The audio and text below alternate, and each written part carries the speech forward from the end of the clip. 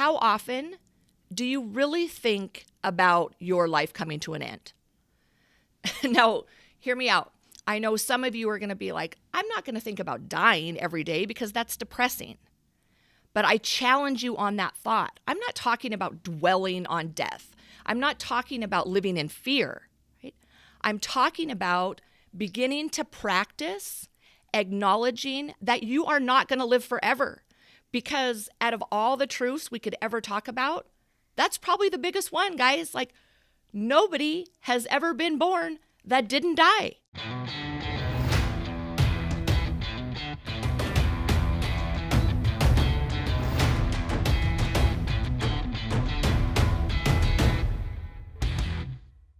It's Evie here. Welcome to EML Radio, where we are always talking truth. All of those things you need to hear that nobody else is willing to say. Hey, everybody. Welcome back to EML Radio. Today's topic is not something I had actually planned recording right now, but I think it's very timely. And so I told you that I would be talking about current events and basing some of the content based on what's happening on the world right now. And so we're going to talk about something today that makes almost everybody out there very uncomfortable. But of all the topics I will cover in this podcast, I can probably guarantee you that this is one of the most important topics for us to cover. And that is facing your mortality and learning to live your life with urgency. So obviously in the news currently, we are all devastated by the tragic event with Kobe Bryant and his daughter, their helicopter going down, and all of the lives lost in that instant. And so I want to take this opportunity to talk to all of you during this time because you see it everywhere, right? It's all over the news. It's all over social media. And a lot of the chatter revolves around disbelief, which is why I wanted to record this now. Because as devastating as the news and just words can't describe how tragic it is for especially so many young people to have lost their lives, I can tell you that I am never surprised by death. So I've always promised you that I would never cover a topic that was outside of my lane or that I really had no personal experience with. And I'm going to share with you how my life has been shaped from a very young age by death. It's something I talk about in all of my speeches, in all of my live events. And so I want to share some of that story with you. So hopefully you can take away a better understanding about what it really means to live with urgency and what it means to face your mortality in a healthy, productive way. So back up a little bit. When I was 10 years old, my father took his own life, commit suicide. Him and my mother went through a divorce, and he ended his life. And that was at 10, right? So unfortunately, I was robbed of the influence of my father from a very young age by his own doing. And that's something that I still grapple with to this day. So that was when I was 10.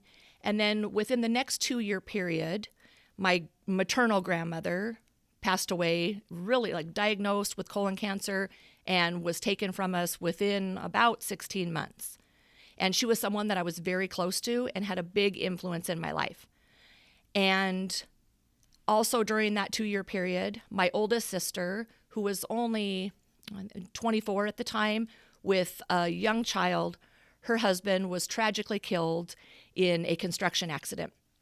So as you can see, within my age of 10 to 12 years old, my whole life, my whole entire existence became shaped by death. And eventually I'll go into great detail about how that shaped me over the years, but just suffice it to say that I became so startlingly aware of that death is real.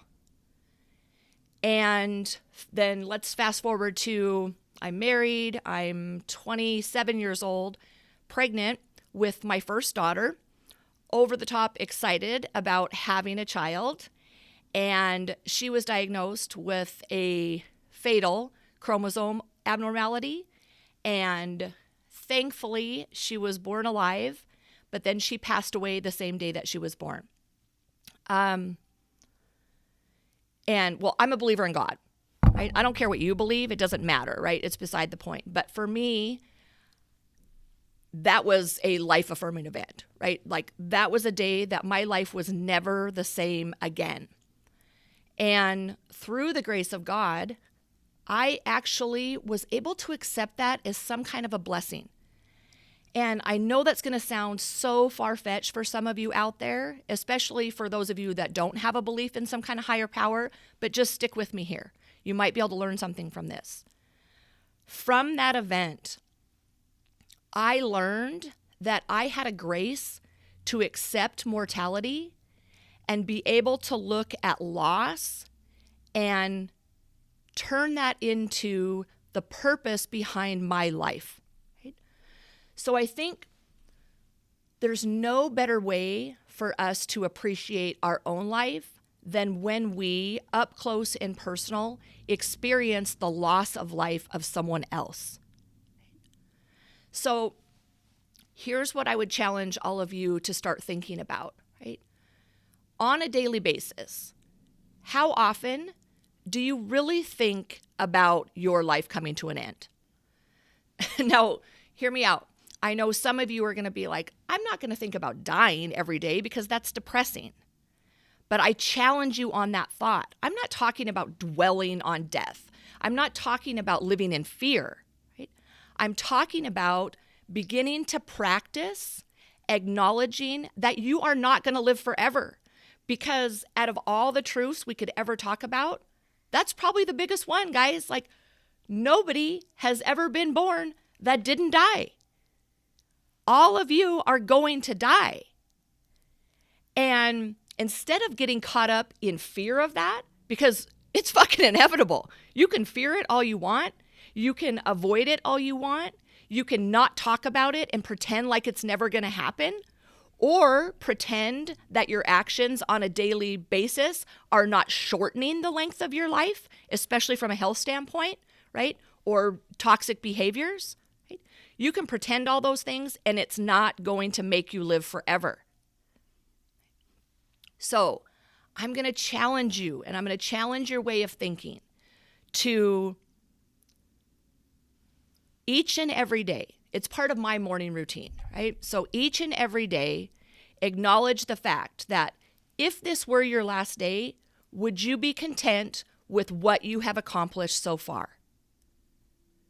Do you feel like you've really given the rest of the world, especially those immediate people around you that know you and love you, have you given those people everything that you were capable of giving them? And look, none of us are perfect. I practice this, but I am so far from perfect. But I start my day by telling myself, I'm going to give everybody in the world the best version of me today. Does it always happen? No. But what I do then, before I close my eyes every single night, I say to myself, what could I have done differently today to show the world a better version of me? So that's what I mean by acknowledging your mortality. It is not dwelling on it. It is not fearing it, right? It is using the fact, the hard fact of your own mortality, and that your life can be taken from you in an instant, right? And for most of us, we're never going to know when that is, which this recent helicopter crash with Kobe Bryant and his daughter and all those other families, like, that's a perfect example. But my goal is that when I look at social media or I look at news in coming time, those of you that listen to me and start practicing acknowledging your mortality, don't hear about these stories with utter shock, right? Because I got to tell you, when people tell me that they've heard someone died, or someone even within my own family, or like my elderly mother will say, can you believe so-and-so died? And it's not a cold response from me, guys. It's going to sound cold if you don't get this. But in my mind, I'm like, yeah, I can believe they died because everybody dies. And until it's someone that is a celebrity or a really recognizable figure or someone within your own close family or friendships, until it's someone young that you know personally or that has celebrity status, people have this misconception that everybody lives this great life all the way out into their 80s. Guess what, guys? It's not true. One other thing I want to share with you is, my husband is in the medical field and he practices interventional radiology.